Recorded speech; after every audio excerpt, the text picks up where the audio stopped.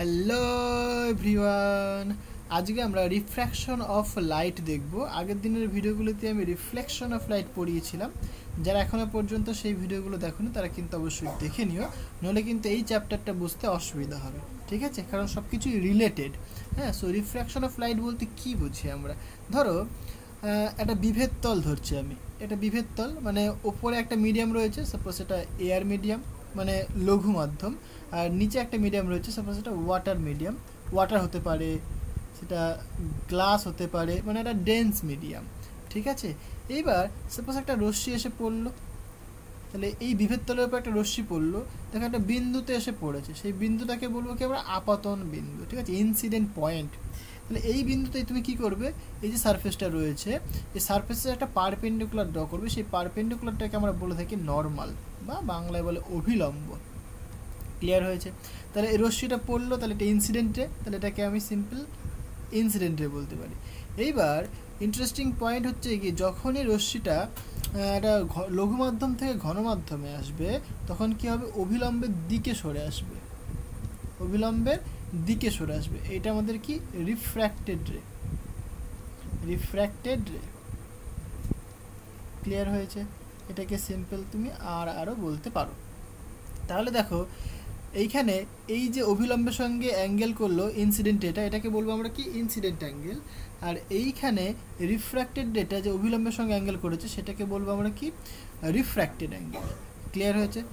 একই রকম ঘটনা ঘটতে পারে যদি সাপোজ রশ্মিটা ঘন মাধ্যম থেকে লঘু মাধ্যমে আসতো, তাহলে কেমন হতো?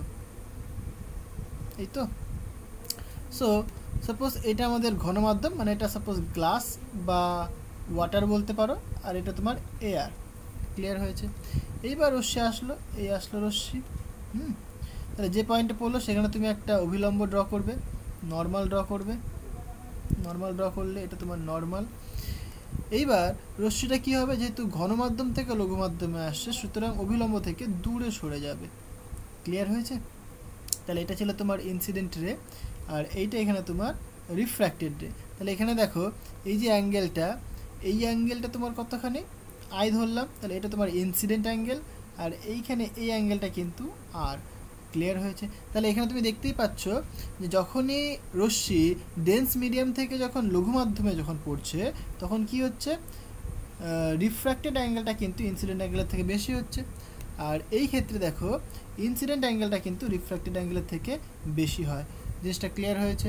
এই কনসেপ্টগুলো কিন্তু ক্লিয়ার রাখতে হবে, কখন লঘু মাধ্যমের দিকে আসবে, কখন লঘু মাধ্যম থেকে সরে যাবে। এই অনুসারে রিফ্র্যাকশনের দুটো ল রয়েছে। সো লটা কি? So loss of refraction, loss of refraction যেরকম আমরা রিফ্লেকশনের ক্ষেত্রে ল পড়েছিলাম একদম সেম ল, সেম টাইপের ল।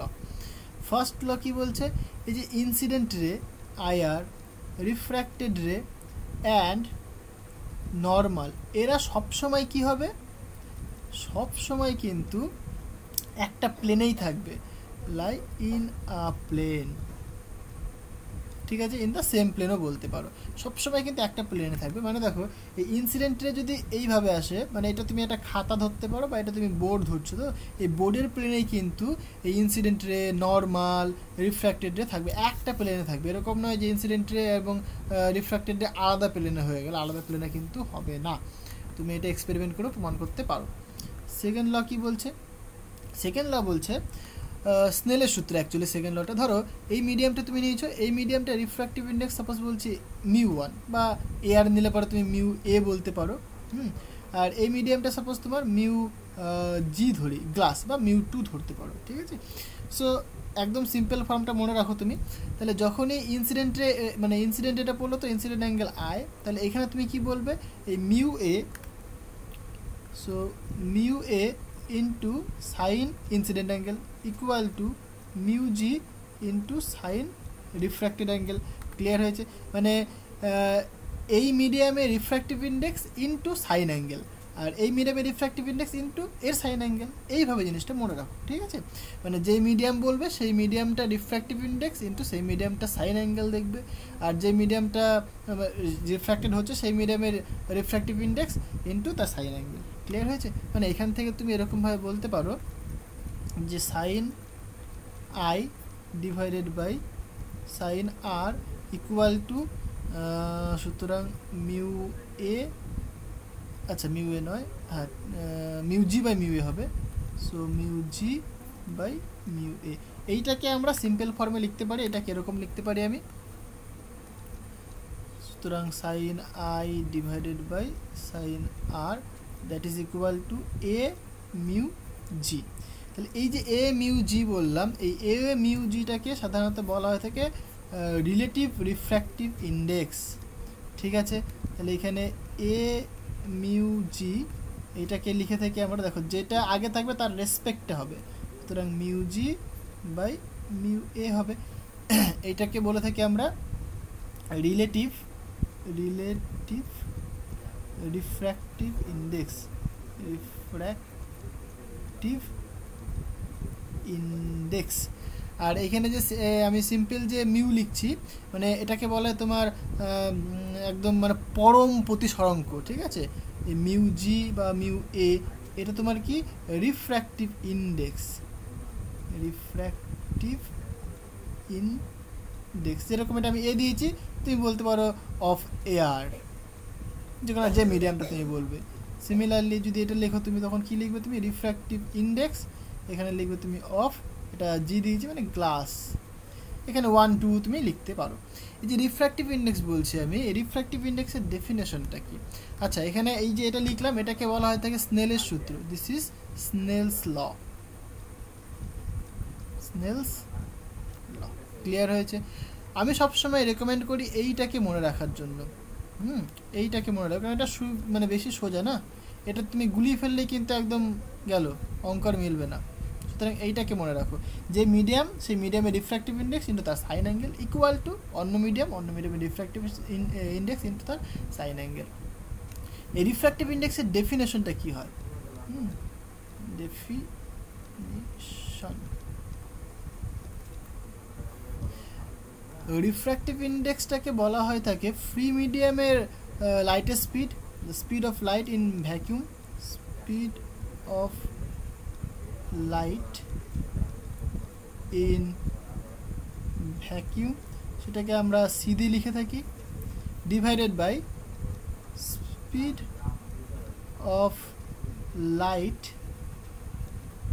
In a medium. ঠিক আছে, সেটাকে আমরা সাধারণত ভি দিয়ে লিখে থাকি। খুব ইম্পর্টেন্ট এটা। হ্যাঁ, তাহলে রিফ্র্যাক্টিভ ইন্ডেক্সের যে ডেফিনেশনটা সেটা কি? C by V. ঠিক আছে, সো এখানে আমরা লিখতেই পারি যে mu equal to C divided by V. খুবই ইম্পর্টেন্ট। তার মানে কি, কোনো মিডিয়ামের যে ভেলোসিটি সেটা কিন্তু তোমার এখানে ভি রয়েছে। হ্যাঁ, তো ফ্রি মিডিয়ামের রেসপেক্টে কিন্তু না, অনেকে আবার ভাবে যে এরকম ডেফিনেশনটা হওয়া দরকার, যে ভি বাই সি এরকম হওয়া দরকার, কিন্তু এটা নয়। এবার তোমরা আমাকে কমেন্ট করে জানাবে যে কেন ভি বাই সি নয়, এটা নয় কেন, এটা তোমরা আমাকে সবাই কমেন্ট করে জানাবে। ক্লিয়ার হয়েছে? ওকে, এইখান থেকে আমরা আরেকটা জিনিস যেটা করতে পারি, এই রিফ্র্যাক্টিভ ইন্ডেক্সের সাথে ওয়েভ লেন্থের রিলেশন আমরা বের করতে পারি। সেই রিলেশনটাকে আমরা সাধারণত বলে থাকি কচিস ল। সো কচিস লটা কি দেখো, CAUCHY, কচিস ল। এইটা বলে যে মিউ প্রপোর্শনাল টু, বা জাস্ট সিম্পল আমি ইকুয়াল লিখতে পারি, equal to A plus B divided by lambda square. ঠিক আছে, তাহলে এরকমভাবে ভ্যারি করে ওয়েভলেন্থের সাথে। হ্যাঁ, তুমি যদি গ্রাফ দেখো তাহলে একদম সিম্পল এরকম একটা গ্রাফ হবে। ওয়েভলেন্থটাকে এক্স অ্যাক্সিস বরাবর দেবো, এটা তোমার মিউ হবে, এরকম তোমার ফল করবে। ওকে, তাহলে এরকম আমরা গ্রাফ পেয়ে থাকি। এই রিলেশনটা কিন্তু খুবই ইম্পর্টেন্ট, অনেক জায়গায় আমাদের কাজে লাগবে, তখন আমরা ডিসকাস করবো। ওকে, নেক্সট আমরা যেটা দেখবো সেটা হচ্ছে গিয়ে ডেভিয়েশন অফ লাইট। যখন রিফ্র্যাকশন হয় তখন কিন্তু লাইটের ডেভিয়েশন হয়। সো ডেভিয়েশনটা কেমন হয় দেখো, ডেভিয়েশন অফ লাইট। ঠিক আছে, জাস্ট ডেভিয়েশন লিখে দিই, মানে রিফ্র্যাকশন যদি হয় তাহলে সেখানে কিন্তু ডেভিয়েশন হবে। তোমরা দেখতেই পাচ্ছ যে ধরো এটা নর্মাল, একটা লাইট পড়লো, তাহলে এটা ধরো তোমার এয়ার মিডিয়াম, এটা তোমার গ্লাস বা ওয়াটার মিডিয়াম। লাইট যখন পড়লো তখন কি রিফ্র্যাকশন হলো এরকমভাবে। তাহলে এটা ছিল তোমার ইনসিডেন্ট অ্যাঙ্গেল আই, এটা তোমার রিফ্র্যাক্টিভ অ্যাঙ্গেল। তাহলে রশ্মিটা যাওয়ার কথা ছিল এই দিক বরাবর, কিন্তু এদিক বরাবর না গিয়ে এদিকে আসলো। তাহলে অ্যাঙ্গেল অফ ডেভিয়েশন কোনটা বাবা? এইটা অ্যাঙ্গেল অফ ডেভিয়েশন, তাই না? এটাকে আমরা ডেল্টা লিখে থাকবো। তাহলে পুরো অ্যাঙ্গেলটা কতখানি? পুরোটা দেখো আই, এইটুকুনি কত আর, তাহলে ডেল্টা কত হবে? সুতরাং ডেল্টা ইকুয়াল টু তুমি বলবে আই মাইনাস আর। একদম সিম্পল, এটা তোমার অ্যাঙ্গেল অফ ডেভিয়েশন। এইবার এই রশ্মি যদি তোমার একটা কাচের ফলকের মধ্য দিয়ে যায়, মানে এটা খুব ইম্পর্টেন্ট, একটা যদি কাচের ফলক আমি কনসিডার করি, এরকম একটা কাচের ফলক ধরলাম, এই ফলকের মধ্য দিয়ে একটা রশ্মি যাচ্ছে, তাহলে এইখানে তুমি কি করে? একটা প্রথমে নর্মাল নিলে, এই রশ্মি পাঠালে, ইনসিডেন্ট হলো, মানে এটা ইনসিডেন্ট রে। তাহলে যেহেতু এটা তোমার একটা কাচের ফলক, ও বাইরে তোমার রয়েছে এয়ার, এইটা তোমার গ্লাস, আবার এটা তোমার কিন্তু এয়ার। তাহলে কি হবে? যখনই তুমি কাচ মিডিয়ামে ঢুকবে তখনই কি হবে? রিফ্র্যাক্টিভ ইন্ডেক্সটা রিফ্র্যাক্টিভ ইন্ডেক্স রয়েছে, তার জন্য তোমার অবিলম্বের দিকে সরে আসবে, সুতরাং এইরকম হবে, রাইট? অবিলম্বের দিকে সরে আসলো। এবার এইখানে এসে পড়লো, দেখো, তাহলে এইখানে এসে যখন পড়লো তখন তুমি এখানে একটা অবিলম্ব টানবে, তাহলে এইখানে একটা তুমি অবিলম্ব টানো, ওকে। আবার এই রশ্মিটা কি করবে? এরকমভাবে, যেহেতু ফ্রি মিডিয়ামে যাচ্ছে ঘন মাধ্যম থেকে লঘু মাধ্যমে, তাহলে কি হবে? অবিলম্ব থেকে দূরে সরে যাবে, বুঝতে পারলে? এবং ইন্টারেস্টিং পয়েন্ট হচ্ছে তোমার, দেখো এই যে রশ্মিটা ইনসিডেন্ট রে এবং যে ট্রান্সমিটেড রে, এটা তোমার ট্রান্সমিটেড রে, রিফ্র্যাক্টিভ রে, ওকে। এদের মধ্যে দেখো কোনো ডেভিয়েশন নেই, বরং এরা কি রয়েছে? প্যারালাল রয়েছে, বরং এরা প্যারালাল রয়েছে, এইরকম। এটা এইভাবে আসার কথা ছিল, বুঝতে পারলে? তাহলে অ্যাঙ্গেলের কোনো কিন্তু ডেভিয়েশন হয় না। প্রথম পয়েন্ট, নো ডেভিয়েশন,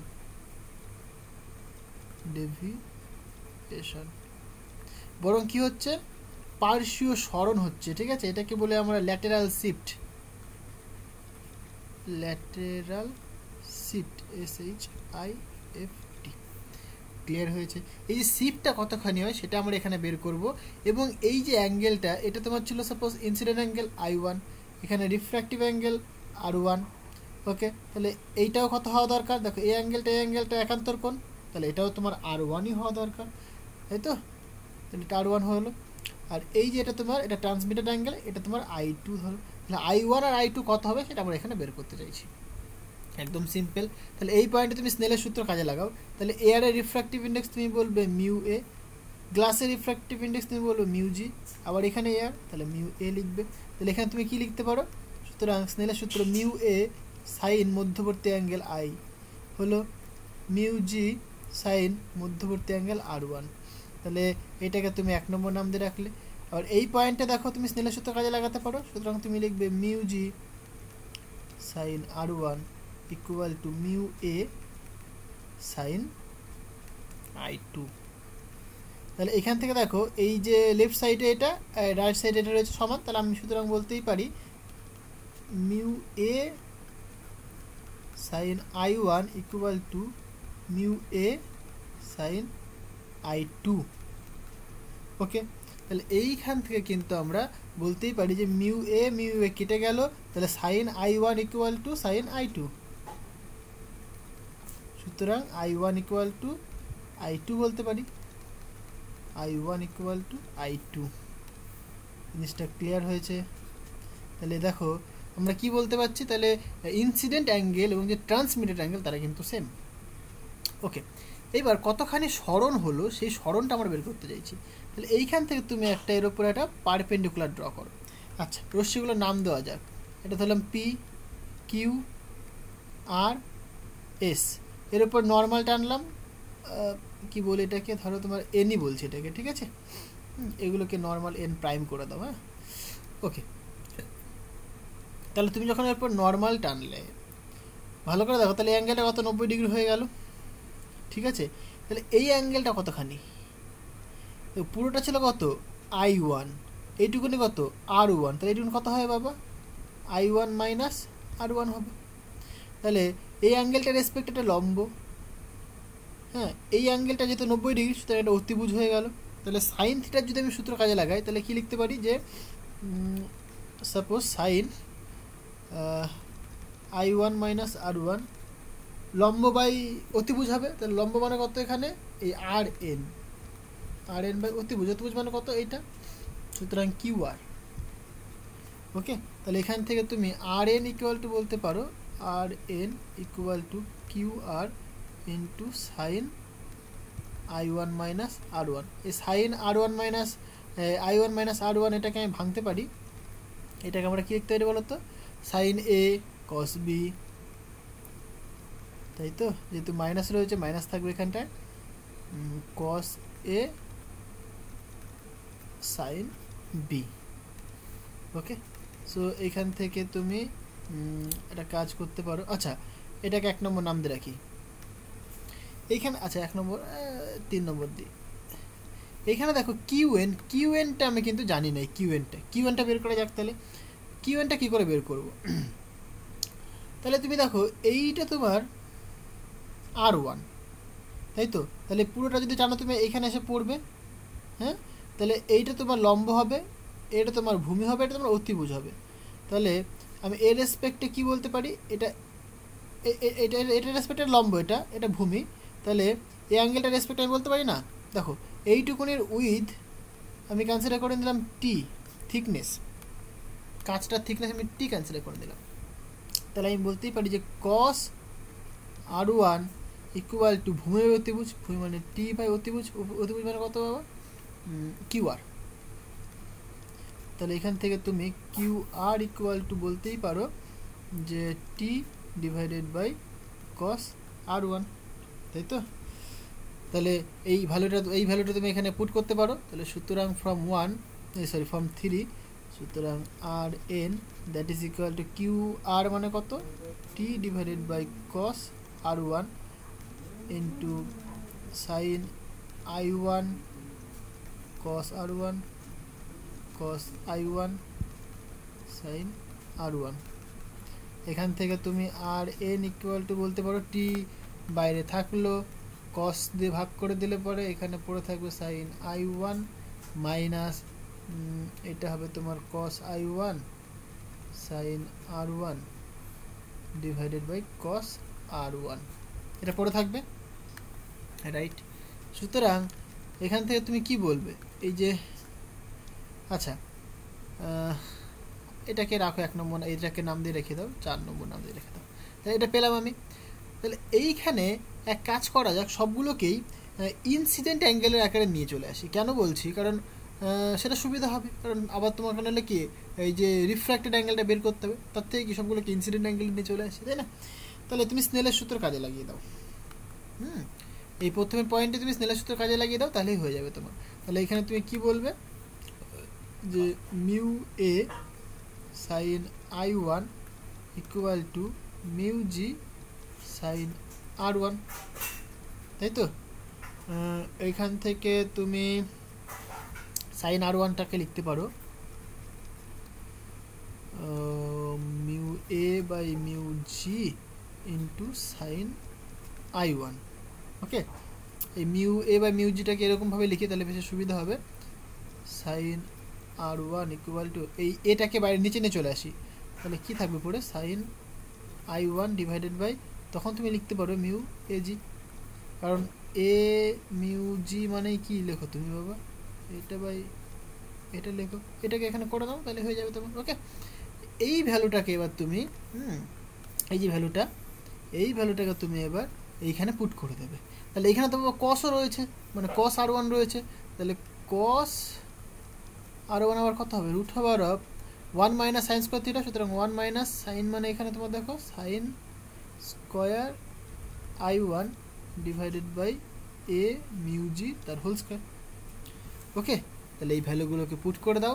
তাহলে সুতরাং RN ইকুয়াল টু, যদি তুমি সব ভ্যালু পুট করো তাহলে তুমি পাবে টি অ্যাজ ইট ইজ পড়ে থাকলো, সাইন I1 থাকলো minus cos I1 sine I1 divided by root over, এটাকে তুমি লসাগু করে নিতে পারো তুমি, মিউ এ জি তার হোল স্কোয়ার